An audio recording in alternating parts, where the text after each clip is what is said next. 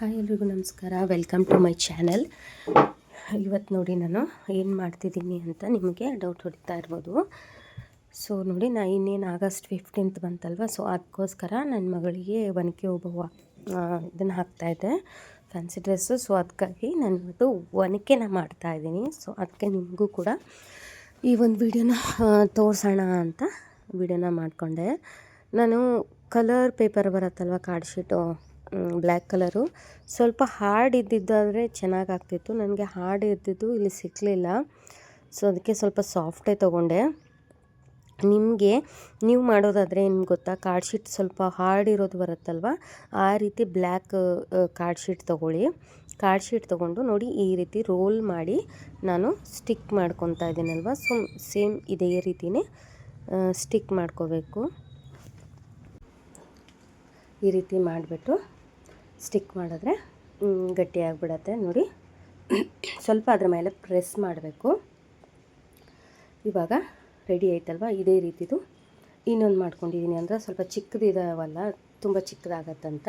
ನೀವು card sheet ದೊಡ್ಡದು ತೊಗೊಂಡಿದ್ರೆ ಒಂದರಲ್ಲೇ ನಿಮಗೆ ಮಾಡ್ಕೋಬೋದು. ನೋಡ್ಕೊಳ್ಳಿ ನಿಮಗೆ ಎಷ್ಟು ಲೆಂತ್ ಬೇಕಲ್ವ. ಸೊ ಒಂದಾದರೆ ಒಂದು, ಎರಡಾದರೆ ಎರಡು. ನಾನು ಎರಡು ಮಾಡ್ಕೊತಾ ಇದ್ದೀನಿ ನೋಡಿ. ಎರಡು ಮಾಡಿಕೊಂಡು ಒಂದರ ಒಳಗಡೆ ಒಂದನ್ನು ಹೋಗಿಸ್ಕೋಬೇಕು. ಒಂದರ ಒಳಗಡೆ ಒಂದನ್ನು ಪಾರಾಸ್ಕೊಂಡು ಅಲ್ಲಿಗೆ ನಾವು ಅಂಟನ್ನು ಹಾಕೋಬೇಕು, ಗಮ್ನ ಅಂಟಿಸ್ಕೋಬೇಕು ನೋಡಿ. ನೀವು ಬೇಕಾದರೆ ಇಲ್ಲಿ ಗಮ್ ಯೂಸ್ ಮಾಡುವಲ್ಲಿ, ನಿಮಗೆ ಗಮ್ ಯೂಸ್ ಮಾಡೋದು ಬೇಡ ಅಂತಂದರೆ ಗಮ್ಟೆ ಪಟ್ಟಿ ಬರುತ್ತಲ್ವ, ಸೊ ಅದನ್ನು ಕೂಡ ಯೂಸ್ ಮಾಡ್ಕೋಬೋದು ನೋಡಿ. ಈ ರೀತಿ ಸುತ್ತು ಕಟ್ಟು ಈ ರೀತಿ ಗಮ್ನ ಹಚ್ಚಿ ಅದನ್ನು ಇದರೊಳಗಡೆ ಹಾಕ್ಕೋಬೇಕು. ಹಾಕ್ಕೊಂಡ್ರೆ ಅಲ್ಲಿಗೆ ಸ್ಟಿಕ್ ಹಾಕೊಂಡ್ಬಿಡುತ್ತೆ. ಸ್ವಲ್ಪ ಪ್ರೆಸ್ ಮಾಡ್ಕೋಬೇಕು, ಎಲ್ಲ ಕಡೆನೂ ಕೂಡ ಅಂಟ್ಕೋಬೇಕಲ್ವಾ. ಅಂಟ್ಕೊಂಡ್ಮೇಲೆ ಫಿಟ್ ಆಗುತ್ತೆ. ಸೊ ಅಂಟ್ಕೊಳ್ಳೋವರೆಗೆ ಒಂದು ಸ್ವಲ್ಪ ಪ್ರೆಸ್ ಮಾಡಿ ಈ ರೀತಿ ಸುತ್ತು ಕಟ್ಟು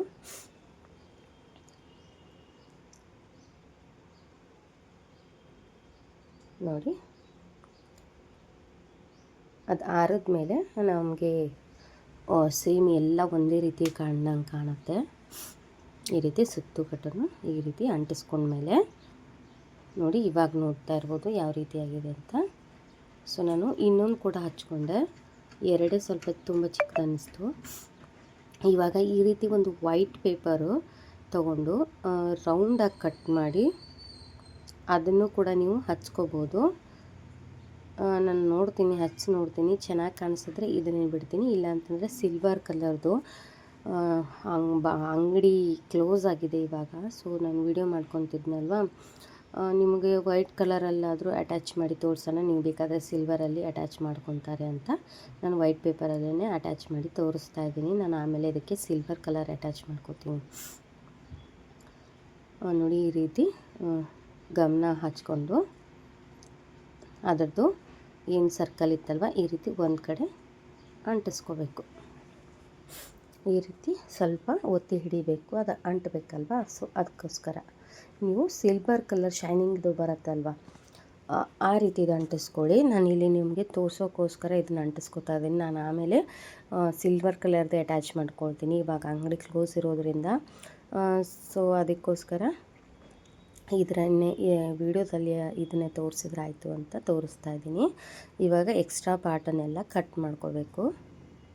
ಅದೆಷ್ಟು ರೌಂಡಪ್ ಇದೆಯಲ್ವ, ಸೊ ಅಷ್ಟೇ ಇಟ್ಕೊಂಡು ಆಮೇಲೆ ಉಳಿದಿದ್ದೆಲ್ಲ ಕಟ್ ಮಾಡ್ಕೋಬೇಕು ನೋಡಿ. ಈ ರೀತಿ ಕಟ್ ಮಾಡ್ಕೋಬೇಕು.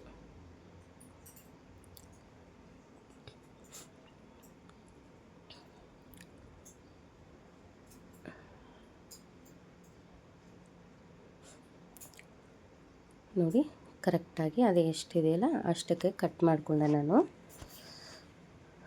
ನೋಡಿ ಯಾವ ರೀತಿ ಕಾಣಿಸ್ತಾ ಇದೆ ಅಂತ. ಇವಾಗ ಒಂದು ಕಡೆ ಮಾತ್ರ ನಾನು ಅಂಟಿಸ್ಕೊಂಡಿದ್ದೀನಿ, ಇನ್ನೊಂದು ಕಡೆ ಅಂಟಿಸ್ಕೊಂಡಿಲ್ಲ.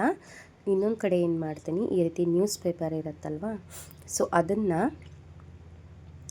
ನ್ಯೂಸ್ ಪೇಪರ್ನ ನಾವು ಈ ರೀತಿ ನೋಡಿ, ಈ ರೀತಿ ಮಾಡಿಕೊಂಡು ಅದನ್ನು ನೋಡಿ ಈ ಟೈಪಲ್ಲಿ ಮಾಡ್ಕೋಬೇಕು. ಮಾಡಿಕೊಂಡು ಅದು ಒಳಗಡೆ ನಾವು ಹಾಕಬೇಕಾಗತ್ತೆ. ಯಾಕಂದರೆ ಹಾಗೆ ಆದರೆ ಕೈಯಲ್ಲಿ ಸ್ಟಿಫ್ ಆಗೋಲ್ಲ. ಸೊ ಅದಕ್ಕೋಸ್ಕರ ಇದನ್ನು ಹಾಕೋದ್ರಿಂದ ಅದರೊಳಗಡೆ ತುಂಬೋದ್ರಿಂದ ಕೈಯಲ್ಲಿ ಸ್ವಲ್ಪ ಹಾರ್ಡಾಗಿ ಸ್ಟಿಫ್ ಆಗುತ್ತೆ. ಚಿಕ್ಕ ಮಕ್ಕಳಿಗೆಲ್ಲ ನಿಜವಾದ ಒನಕೆ ಕೊಡ್ತೀವಿ ಅಂದರೆ ತುಂಬ ಭಾರ ಇರುತ್ತೆ.